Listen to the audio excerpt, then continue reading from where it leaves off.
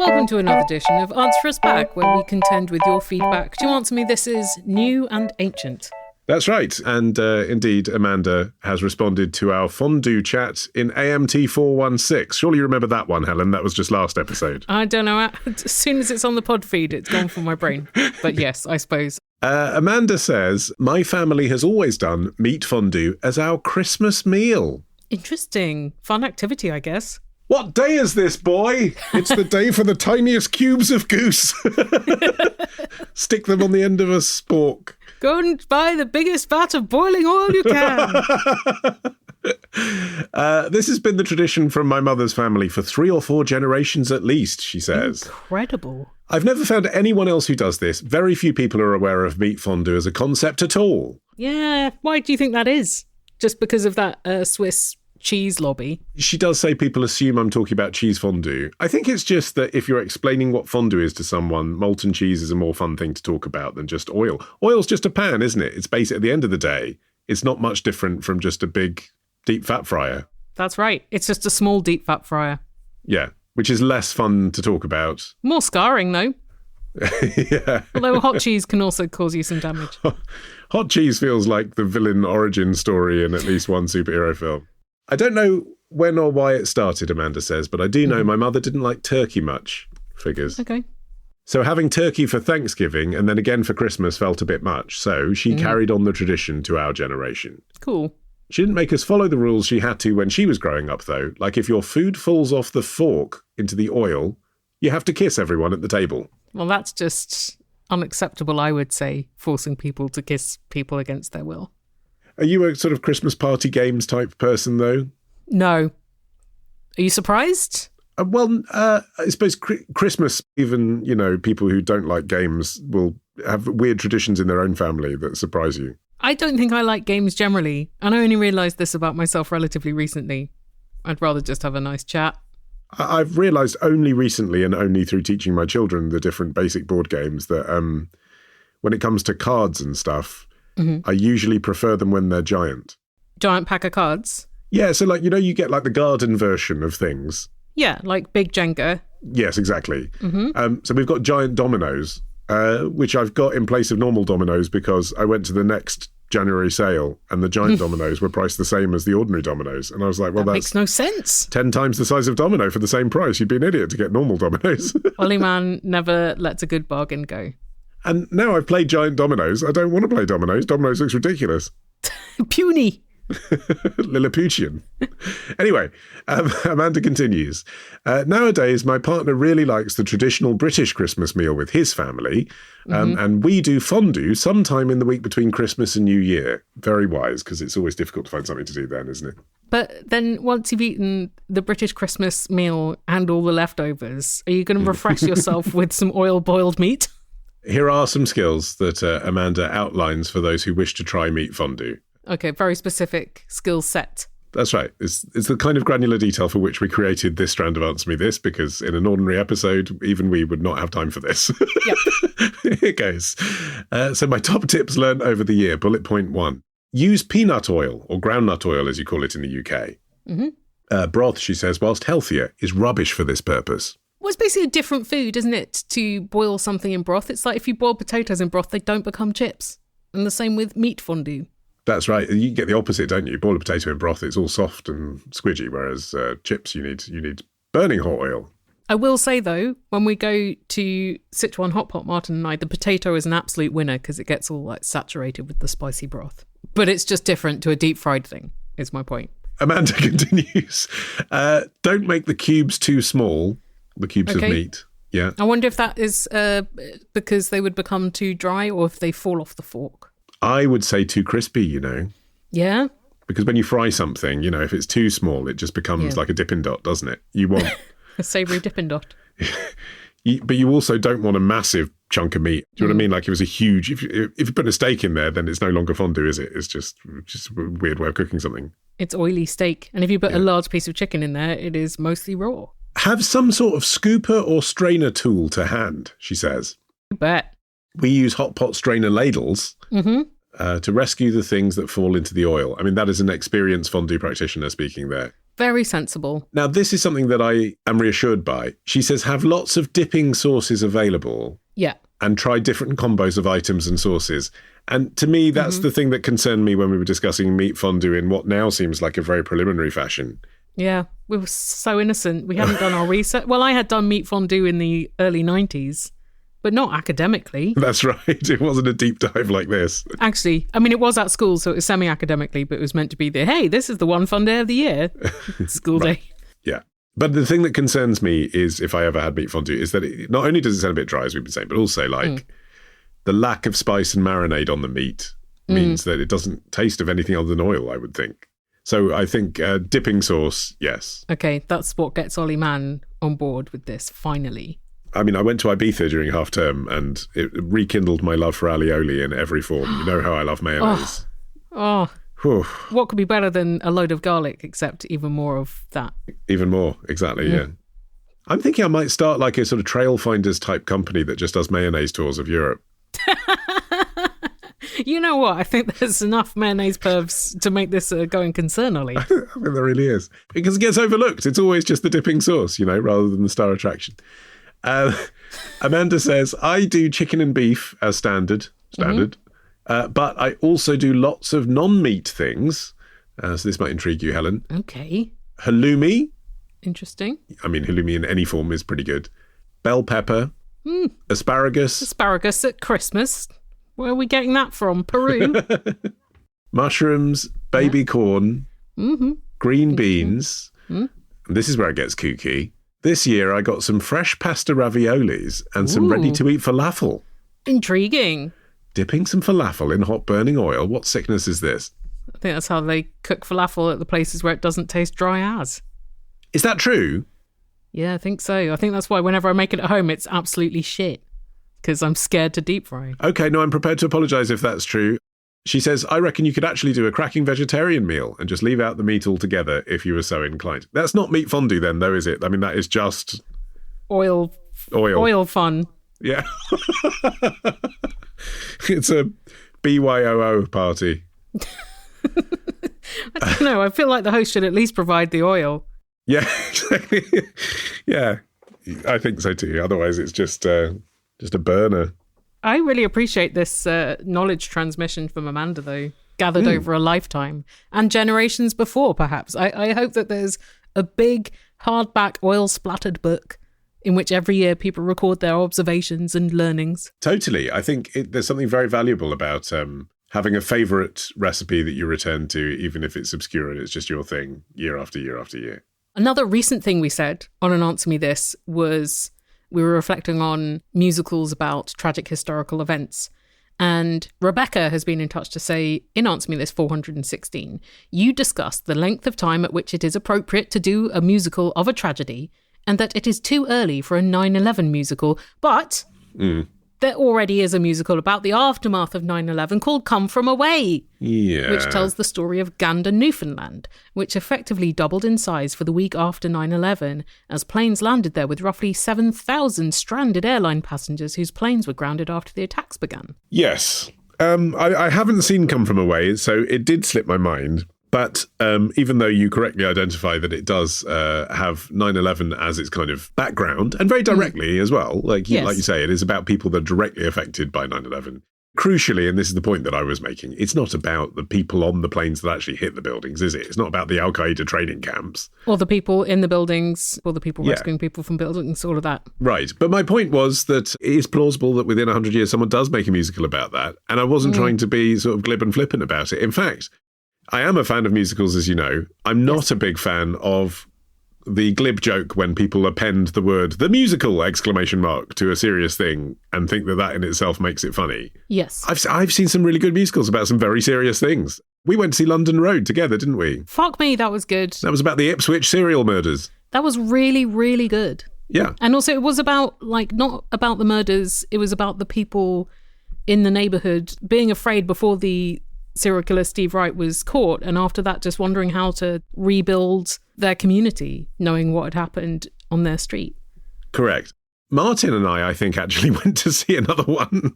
I seem to recall that I might have taken him to see Committee. a 2017 verbatim musical at the Donmar Warehouse that was about the Parliamentary Select Committee hearing on the collapse of Kids Company. That is extraordinary. It was flawed, Yeah. but the point is not because it was a musical. At no point you're like, this is too serious a subject for a musical. Musicals can do, I mean, look at opera. They can be about all kinds of things. People eating their babies and shit. True. Made into loud entertainment. Yeah. Anyway, I take your point, Rebekah, yes, but I still think my point stands. That's all I'm saying. Okay, yes. All right, too indirect a musical for Olly Mann to be declared wrong. Correct. Well done. High fives. Matt from Birmingham says, I've only discovered you were back in the last 2 weeks. Hey, welcome, tell your friends. And like others, I thought I'd share a personal update as to what's happened in my life since I started listening to you all those years ago. Aww. A lot has changed. Oh.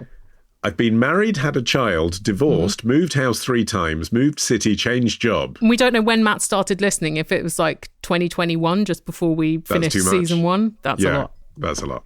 2007, still quite a lot, yeah. But among many comforts I managed to keep with me through all of this was one dish that you introduced me to many years ago.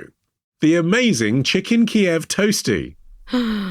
Oh. I have no recollection of this. I'm sure that I talked about making chicken Kyiv sandwiches. I don't think they were toasted. I think that might be Matt's own innovation. But I stand by them, even though I no longer get to eat one, because you try finding a vegetarian Kyiv that is worth eating.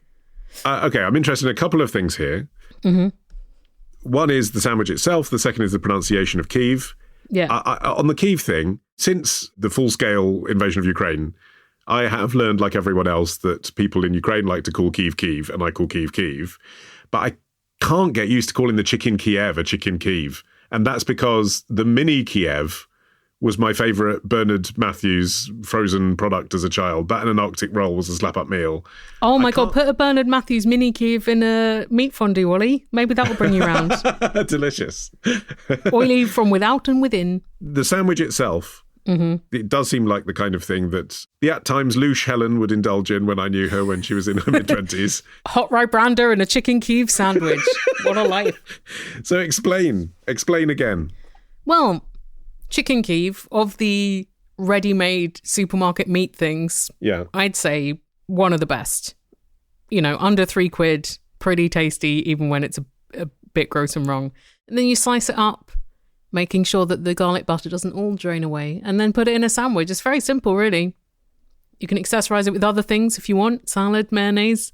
But it's raw, of course, so you have to cook it first. No, it's cooked. Sorry, I should have specified. Yeah. Having cooked the chicken Kyiv. Having cooked it. But that's where I think his thing makes more sense. Like, you're making something hot, why put it in cold bread? Oh, I like the contrast of hot and cold bread, but also maybe if you've got a leftover one. I think most people with a hot filling put it in a hot outer. Like if I'm making egg mayonnaise, I wait for the egg to cool down if I'm putting it in cold bread. Well, I think that's correct because mayonnaise and heat often don't really collaborate well. Yes, I would agree with that. But, you know, it's really up to you if you want this to be a hot or cold sandwich. I prefer my sandwiches not hot. That's just me. I appreciate its deviant behaviour. It's just that when he says it's a toasty, I wonder if he's even got like a toasty maker and he stuck a whole chicken Kyiv in a toasty maker. I wouldn't cook a Kyiv from scratch in a toasty maker. That would be a bad idea. Don't die on my account. Regardless of the fact that his recipe is obviously not quite the same as yours, he says, I've no idea in which episode it was mentioned by Helen and Martin. We talk about it maybe in Answer Me This 306. But I've eaten an ungodly amount of them since. I've told many people about them, and this humble dish is what made me look you up again. Oh, hilarious. Back to us, Matt. And find with delight that you'd returned when telling my new girlfriend about them. Well, Matt, I hope that this doesn't scuttle your new relationship, that she's not horrified by this snack. It's interesting, isn't it, when you associate someone with a recipe that they might not even be aware you associate them with? Like, I've got a very basic quesadilla recipe contributed by Paul McCartney in a magazine feature that I tore out one day. I associate it with Paul McCartney now. When I see him on telly, I'm like, oh yeah, I ate your quesadillas. If you ever meet him in real life, you're going to tell him? Yes, of course. That would be the first thing I'd reach for. It'd probably make a change from people saying, oh, I love to twist and shout. Yeah, a lot of people don't realise that it's actually what Hey Jude is about. Quesadillas. Yep. Hey Jude, do you want some cheese? Take a cold tortilla, make it hot again. God, isn't that the metaphor for relationships?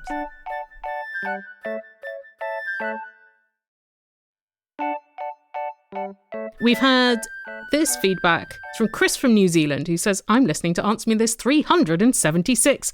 First aired 1st of August 2019. Mm-hmm. And Olly has this to say to his future self. Oh, blimey. Now I have now reached the age, Helen, and this is useful for my future self listening back to this when we do a retro episode in 2029, close, to know that it was now in 2019, age 38, this age now, I have decided I am going to start keeping the extra spare buttons that come with shirts. Right. I feel like in my 40s will be the time. I'm still about 15 years away from being interested in sports cars or classical music, but I feel like in my 40s I can do some sewing. Oh, that's interesting. I can feel the classical music thing coming. I've occasionally, not turned off Radio 3 when I've accidentally put it on. Oh my God, so brave. I'd still have to, win the lottery to buy a sports car. And if you did, would you want to buy a sports car? Would you just buy something else? Well, Bouncy castle. It would have to be my third car. I'd have to upgrade both of the cars that we have, the practical ones, into nicer cars. And then would I want a sports car? No, probably not. Would you want it to be a 3-car household even? Yeah, exactly. I'd probably rather have my dream JFK-style fish tank for the bedroom with lit-up jellyfish in it. Did John F. Kennedy have a jellyfish tank in his bedroom? I think there's a scene in Mars Attacks where someone's giving a tour of the White House and they refer to it as the JFK suite, and it's like this shag palace with lit up fish in it. It's 30 odd years since the tragedy of JFK's murder, so that's another answer to the tragedy plus time question about making entertainment out of disasters. Yes, exactly. Yeah, Tim Burton could do a joke about it after 30 years. Yeah. Anyway, Chris says, I know it's not 2029, but let's face it, the world might not survive till then. So, Olly, answer me this. Do you still have your button jar? And have you sewn a button onto your shirt yet? No. Oh, are you still throwing away shirts when a button pings off? I think what's happened is which I couldn't have accounted for in my 30s would be the case in my 40s. Mm-hmm. But with child drop-off, I'm often at 9 a.m. in places where I wouldn't bother to go in the afternoon, but I'm right there. So for convenience, I can do things like this morning. I went and returned a bottle, a yoga water bottle that I bought from the range that was broken. I went and returned it at 9 in the morning because there's no one there, and it took 5 minutes and I just got a new one. So on the way home from kids drop off, if I've got a broken shirt button, I'd probably take it to an alteration place and get them to do it.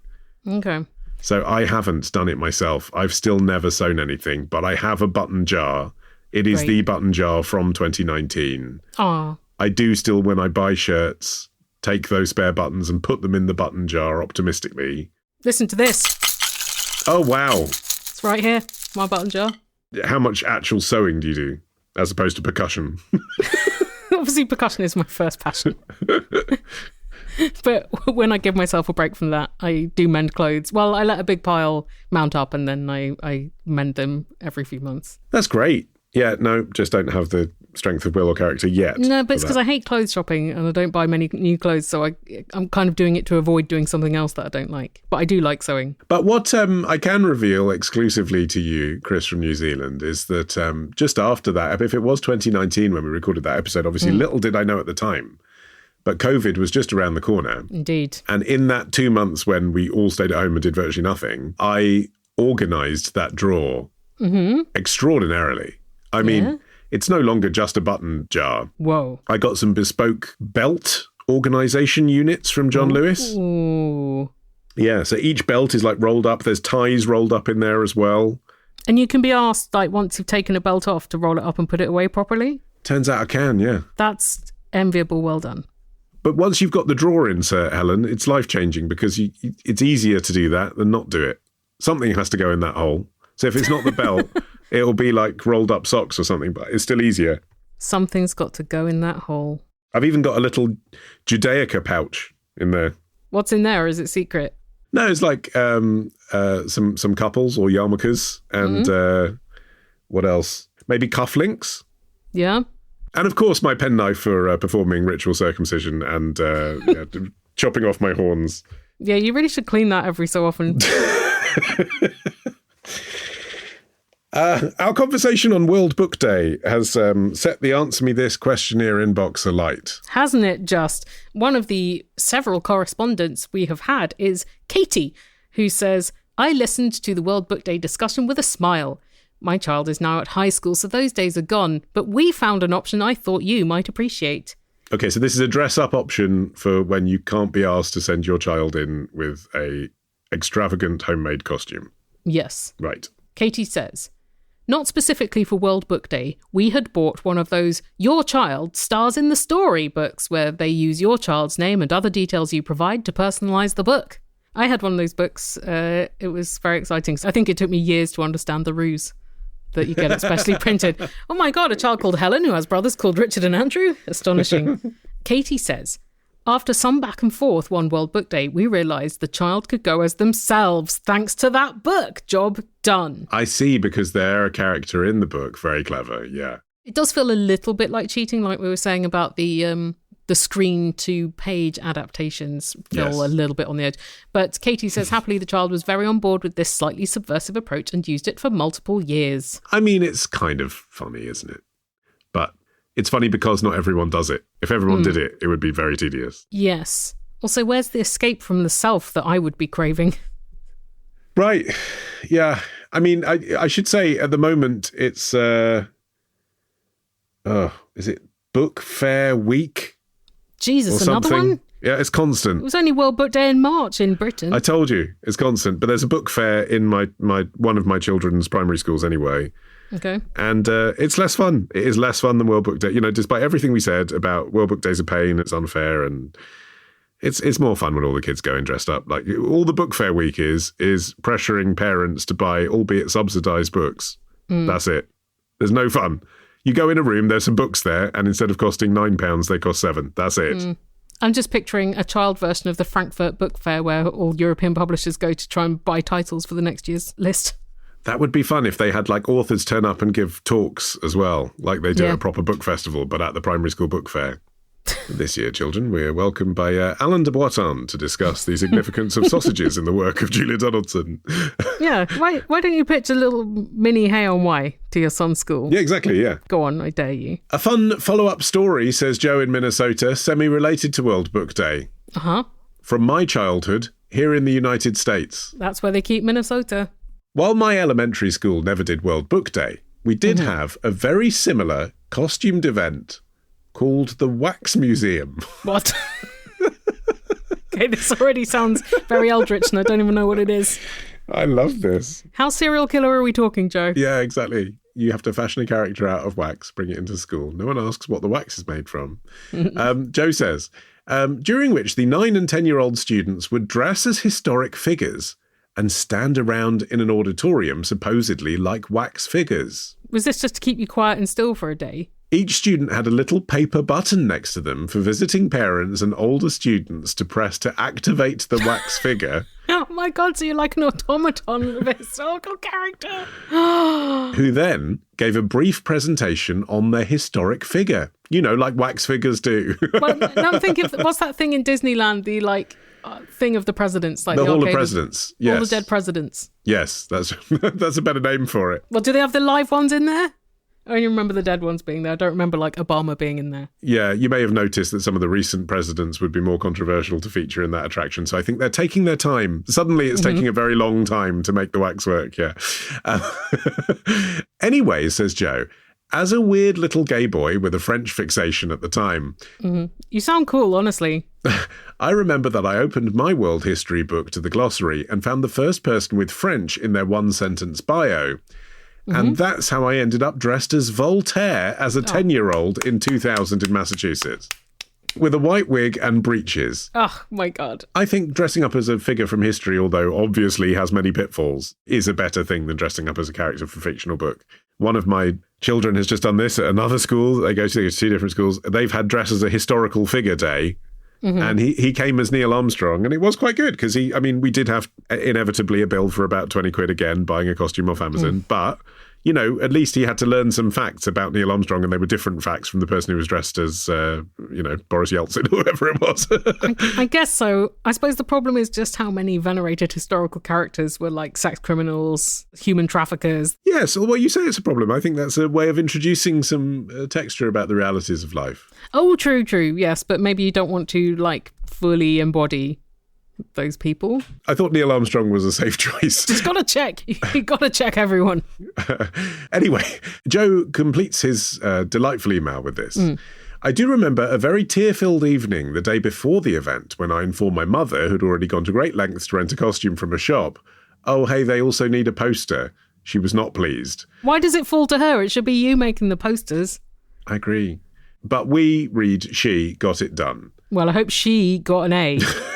I'm so curious as to whether anyone else at the school, adult or child, understood who Joe had gone as. Yeah, what was the giveaway if there wasn't the poster? White wig and breeches isn't enough. Yeah, it doesn't narrow it down. No. And I wonder what you'd put on the poster. I don't know that many people in Massachusetts in 2000 would have known about Voltaire either. So in a way, you could kind of put anything and they'd be like, oh, yeah, cool. Yeah, invented peanut butter. Exactly. Got killed flying a kite into a pylon. I think you could probably basically take Jean-Paul Gaultier's biog and they'd be like, oh, yeah, okay, fine. Yeah, I used to host Eurotrash. Yeah, Voltaire. Neil from Stafford says, Olly, I'm hoping you can close an over-decade-long hole in my brain. Sure. Somewhere around episode 130 to 160-ish, you played a jingle during the show to the tune of the Mozart Horn Concerto No. 4. The lyrics of the first line were, we're Gilbert and George, we're not Gilbert and Sullivan. We get our penises out more than them. You never played it again, says Neil, which is factually incorrect. I can only assume that you got a cease and desist notice from Gilbert and George, the Gilbert and Sullivan Society, Mozart himself, or all three. Either way, can you share the lyrics so I can sing it again in my head and scratch an over 10, maybe 15-year itch? Neil, you could just go back and find it in an episode. Yeah, let me give you the episodes you can find it in. 75, 84, 91, 102, 111, 124, 141 and 187, all available at the higher tiers of Answer Me This Patreon. I think we've played it since then as well. I think your log has run out. I think it could well have. It's a flawed spreadsheet. I think I've heard it a couple of times since then, yeah.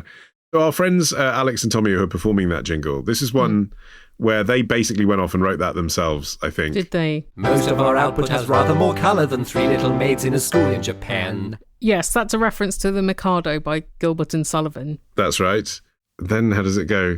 We like to make artwork from mountains of feces or simply by coating our bollocks with mud. We sell lots of paintings and sculptural pieces. We'll make you pay millions for urine and blood. Now answer me this. Can we please have the Turner Prize? Answer me this. Shall I do all my flies? No, leave it open. I'm still taking a picture of your cock. Which is Gilbert and George the artist reference, combined with Gilbert and Sullivan references. But I suppose that was, very much what might have been on our minds in October 2008 when we first made this jingle. That's the kind of thing people were worried about in 2008. Gilbert and George being conflated with Gilbert and Sullivan. Well, if you have a question about any of our jingles from nearly 20 years ago, please do get in touch. Or indeed, if you have feedback or questions about any episode of Answer Me This ever, then do reach out via the usual contact details for a future edition of Answer Us Back. And also do send your questions. Our next all-new episode of Answer Me This will appear on the last Thursday of the month. Bye! Bye.